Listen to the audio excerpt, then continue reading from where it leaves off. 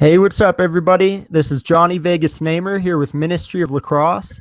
And I want to thank everybody for tuning in and everybody that's going to watch this archive later that's not tuning in live. My guest today is Anthony Terranova, and he played for Turkey's national box lacrosse team in the FIL World Indoor Lacrosse Championships. And he did very well. Turkey did well. It was one of 6 new nations competing in this worldwide tournament, and it was very great to see. Anthony, why don't you introduce yourself and just talk a little bit about how you joined up with Turkey Lacrosse? Oh yeah, my name is Anthony Terranova, and I got lucky because it was kind of last minute, and Peter Martin, who was a founder of Uncommon Fit and was the general manager for the Turkish lacrosse team, was about to partake, but he actually has a child on the way, and so there was a spot opening, and he knew that I was looking for a spot, trying to get into the Turkey team. And he reached out to me, and then I reached out to Pat, who is the captain and the leader of the team that really organized it all. And that's how I basically got on the squad. And one thing led to another. It was kind of last minute, only a couple months in, but I was definitely fortunate enough to fill that last spot. Yeah, and everybody, I just want to let you all know that Anthony led the whole entire tournament in goals scored and points. So, Anthony, you guys put up a lot of points, and also I want to mention that there was also 3, so not only you, but 2 other guys that were in the top 4 in points scored. And the top 2 goals scored were Turkey players and points scored. So how'd you guys do that? How'd you guys score so many goals? A combination of a lot of things. First off, the other lead scorer, who was Dave DeRiso, I actually have played with him a few times. I've worked with him a few times. We both live in New Jersey, so we've actually stayed pretty close and well connected. So it was nice to have that kind of chemistry on the floor. In terms of scoring as many goals as we did and doing what we did, it was just what our team really needed us to do. They needed us to score goals. We had a very, very young and inexperienced team all around. I've only been playing box lacrosse for a year, so we've really been trying to figure out how, what really works and what didn't work. Obviously, I never really came off the floor at all. That was, I'm more of view myself more as a transition guy than an offensive guy, but they need me to score goals, and we kind of just push transition as much as we can, take advantage of the numbers and take advantage of every opportunity that we had. And luckily enough, most of the time they were going back in the back of the goal. Yeah. And I also want to mention that you had a lot of assists as well. And a lot of your team, like anybody that scored goals, and there was also a lot of assists too. So that's a good thing to mention, that you guys did share the rock around, and there was just a lot of goals being scored by your team. And, definitely was cool to see you guys moving the ball around. And I played for the Istanbul Sultans in the Alice Hebreski Memorial Box Tourney last April, and that was a great thing. That was a great tournament, a lot of fun, and I hope to play again next April. I put in my application, so we'll see what happens. Yeah, definitely looking forward to hopefully get out there one year. Obviously, with my lacrosse schedule already, it's pretty tough to get out there, especially with coaching and everything I do. But in terms of the assist and everything like that, like I said, it was a pleasure playing with Dave. We already had that chemistry, and then Joe came in, Joe Rinaldi, and he really, he was that other spark that we needed to really help us, take some pressure off of me and Dave, and made it easy. And we had probably one of the best goaltenders in the cage all tournament long. So he was able to make saves and we were able to get up and out pretty easily. So it's just a combination of a bunch of things, but we definitely share the rock well, because it's a team sport. So it's not like one guy can try to take over the game, because it won't end that well. Yeah. And so now tell me a little bit about how you met Patrick Doherty, and also talk a little bit about how Patrick has grown this game in Turkey, and how he's given so many young people in Turkey a thing to dream about, playing for the national team of Turkey, and just give them something to get motivated about. Well, yeah. Well, in terms of Patrick, when I think of Turkey lacrosse, he's the first thing I think about. He was the organizer, having everyone come together in a mutual location and prepare for a battle in the box lacrosse world. is definitely not an easy feat, especially on his part. So he had a lot of things to bring to his plate, but we actually had a great tournament. Like I said, I met Pat through Peter Martin, who was the general manager of the outdoor world teams in Denver a couple of years ago when they were there. And I'm really good friends with him, so that's how I kind of introduced and got met in that regard. But, Pat definitely, is going to hopefully continue to bring Turkey to the map. I know this is his last game in the World Games, and he's going to retire now. But obviously, hopefully he sticks around and helps continue to spread the game, because he definitely is on the forefront of that. And I think the people and the guys that were out there and live out there right now definitely found another passion and more love for the sport, and they will continue to develop it and actually continue to bring it on to Turkey. And obviously, hopefully that continues to spread not just to Turkey, but to other places around Turkey as well. Yeah. And so now also it was cool to see that the WILC expanded to, they had 6 more teams, including you guys. And it's just great to see the game growing. I mean, also the World Outdoor Tournament, the FIL World Championships of Field Lacrosse. That was cool to see how many nations were competing in the summer of 2014, which will continue to grow. And Turkey did well in that as well. Why don't you talk a little bit about the differences in box lacrosse to field lacrosse, because I know you played at Rutgers for your college, so you're very good at field lacrosse too. Talk a little bit about some of the differences and similarities. Similarities and differences. To me, I almost feel it's a completely different game. I love the indoor game a lot more than I love the outdoor game. Obviously, I'll always have a place in my heart for the outdoor game, because that's what I've been playing my whole life. Like I said, I've only been playing box for about a year now. But in terms of box lacrosse, it's just so much faster. There's less guys on the field. There's no poles. It's just so much faster. Everything's going. There's moving picks, which is a huge part of the game. It's much more physical. It's much more demanding. There's quicker shifts. You get in and off the field a little bit faster, even though we didn't necessarily do that well for the Turkey team. But overall, it's completely different aspects. It's much smaller. It's much condensed. The goalies are wearing all those padding, so that alone is, it's much harder to score. You got to be smart with the shots that you take. You can't just run down the alley and just shoot a shot anymore. You have to try to get to the middle of the field. I think that's what I love most about it. It's just so much faster. It's so much quicker, and it gives you a different degree of difficulty. Yeah.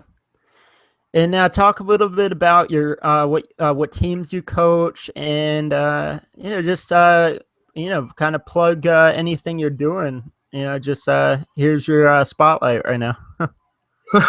Yeah, I mean, what I do, I'm the high school director for Tri-State Lacrosse. That's what I do, and also working with a nonprofit organization called Soft Lacrosse, which is focused on kindergarten through 4th graders, growing the game in that regard. And try to give them confidence and let them try to get into lacrosse, beforehand, and try to not get wrapped up into baseball and soccer and do all those kind of things. So that's basically, the only things that I really have to do, really have to say here. Yeah. Well, and now what's next? Do you play in any leagues, like post-collegiate leagues? Do you have any tournaments you're playing in? I guess I have a list of tournaments I usually play in each year, and one of them is Hawaii. That's a big tournament, which I'd love for you to play in maybe in 2016. Patrick might come as well. Yeah, I mean, really, whenever I can get into a tournament, at least around the area, because like I said, with coaching and running a high school all-star program, club program, it's pretty hard to get out and around and do those kind of things that I want to do. I always try to get involved when I can, and definitely always trying to play as much as I can. Obviously, I also got a few interests from a few NLL clubs, NLL pro teams. So I'm thinking about doing that. And lastly, I talked to the New England Black Wolves. They invited me to training camp. Obviously, I haven't heard much since then, since the initial agreement to do that. So that might be another path that I go down as well. But I'm always trying to get out and play. I'm always trying to, because every time I'm on the field, I'm still learning something new, whether it be outdoor or indoor. So I'm just trying to constantly learn from other people and meet other people, because lacrosse is actually such a small world. Yeah. Well, that's definitely true about it being a small world. I mean, whenever I go to tournaments or play in any leagues, I always see people that I know, even when I'm, in a different country. It's a very small world, which is really cool. And now also, I just wanted to talk about the atmosphere. I wasn't there, but I mean, I heard stories and watched the games.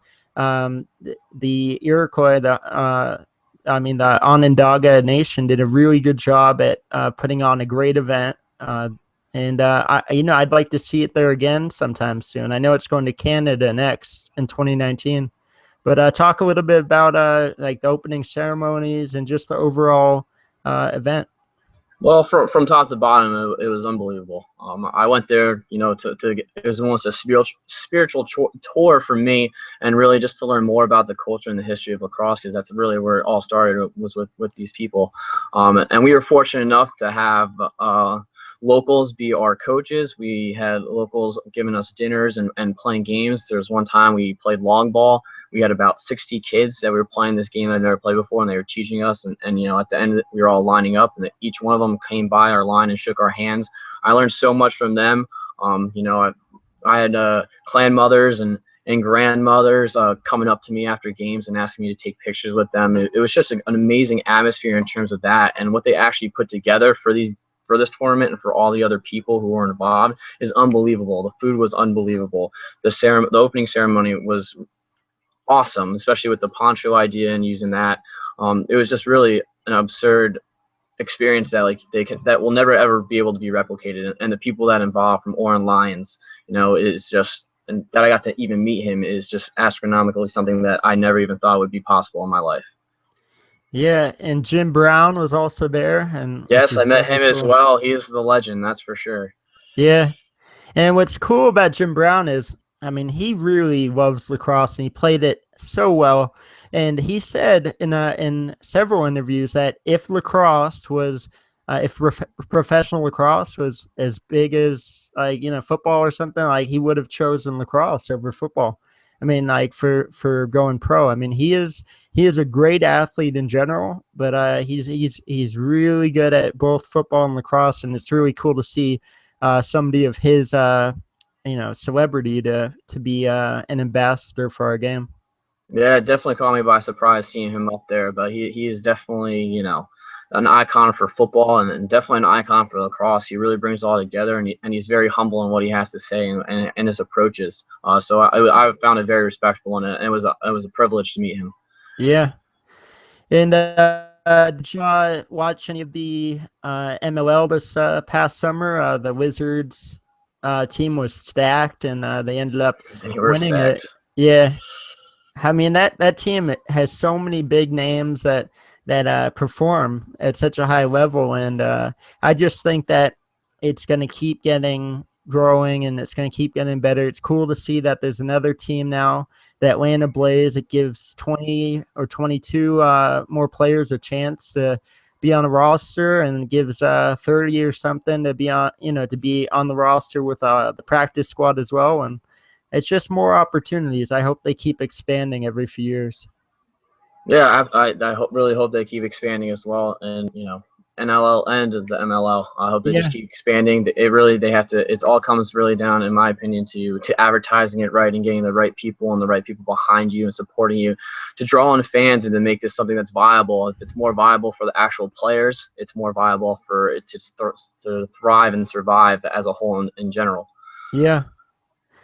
And so now let's talk a little bit about the other countries. You guys, I know you guys are very close to Israel lacrosse, and I've played for Turkey against Israel, and which was in Israel, which was really cool. And it's kind of cool to see two countries like that come together and show that we can work together, we can be friends. It's kind of cool to see that, and hopefully that kind of helps out with the any political drama that goes on between those two countries. Yeah, I mean, I think that was a whole underlying thing in the very beginning of the open ceremonies when Oren Lyons originally spoke. It's just, and at the end of the closing ceremonies, it was about, world peace and bringing together that you bring all together these different people from these different places, and they all are going against each other for one purpose. But at the end of the day, we're all friends. We're all here to have fun, because that's really what this game is about. It's about having fun and learning through the sport, how to be a better person. So it definitely was an experience to meet different people from all across the world. I've had more Facebook friends now than I did, combined before I started the tournament by meeting all these people. So it's an awesome experience, and some of the people that you meet and realize what they did for their countries and things like that, especially in terms of lacrosse, is really incredible, and something that being here in America, we take for granted. Yeah, definitely. And so now we've got the World Indoor Lacrosse Championships 2019, which I can't remember which part of Canada it's going to be in, but it is going to be in Canada, and that's going to be pretty cool. And then I'm curious to where they go after that. I mean, it could be back in Onondaga, it could be somewhere else in the U.S., or Israel is really trying to get that bid. They tried it for 2019, but who knows? It could be in Israel for the one after that. I think that'd be a great idea. I mean, like I Yeah. said, we want to expand it. It's a world's game, so you don't want to just keep it between America and Canada the whole time, even though that's probably the majority of what you're getting anyway. But you definitely want to expand it, and that's what they do in the Olympics. You want to get lacrosse into the Olympics as well, but we got to keep growing it all across the world. If that's going to happen, you definitely got to be hosting these kind of big events elsewhere outside of the U.S. and Canada. Yeah. Yeah, my thing is that I think that the U.S. lacrosse that's now they've been running the U.S. lacrosse box team this time, and they'll be doing it again. I think that they need to treat it like they do the field national team, where they have 4 years of preparation, where they do scrimmages, showcases, really good training camps, stuff like that. Yes, they did that for the field national team, but it seemed like they kind of just used the NLL games as the training camps for their players. I mean, they only really did one real training camp, which was interesting.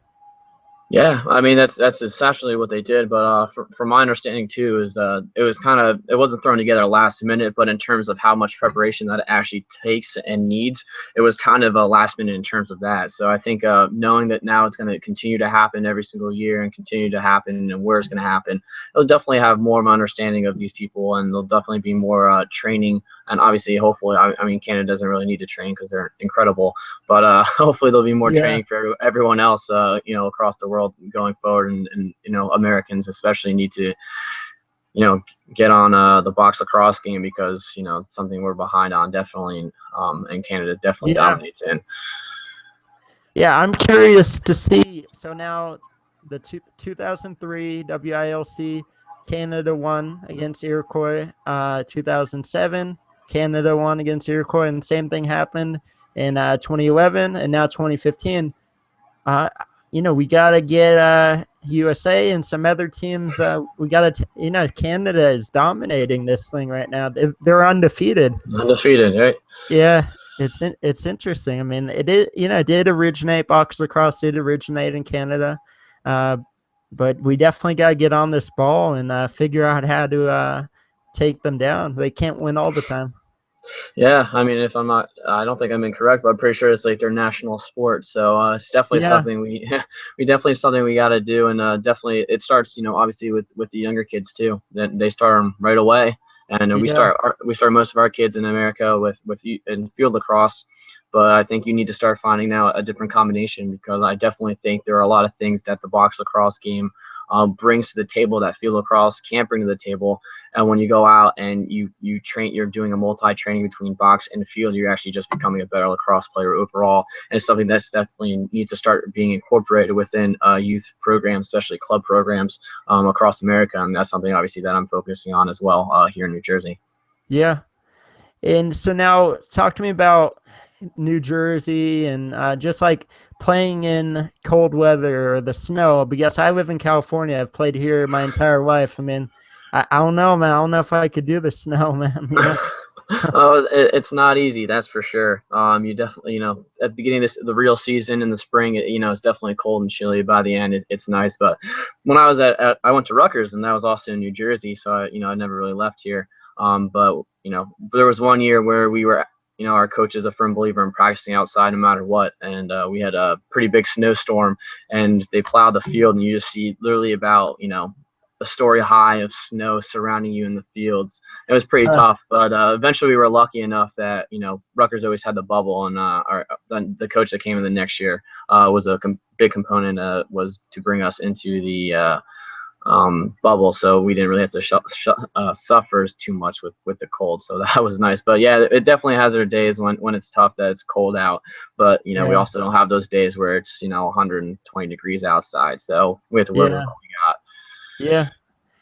All right. Well, you know, I definitely appreciate you coming on here and talking, and you know, I definitely applaud you for all your skills. I mean, it was definitely a, you know, a good thing to see, a good sight to see. I watched, you know, several games, and you and your teammates did a great job, and I think it's just going to keep continuing to blossom, and I'm excited to see what the future holds, and hopefully I'll be playing with you, whether it's in Prague for the Istanbul Sultans, or whether it's for, you know, some other event with Turkey Lacrosse. You know, we'll see what happens. But yeah, definitely thank you for coming on here.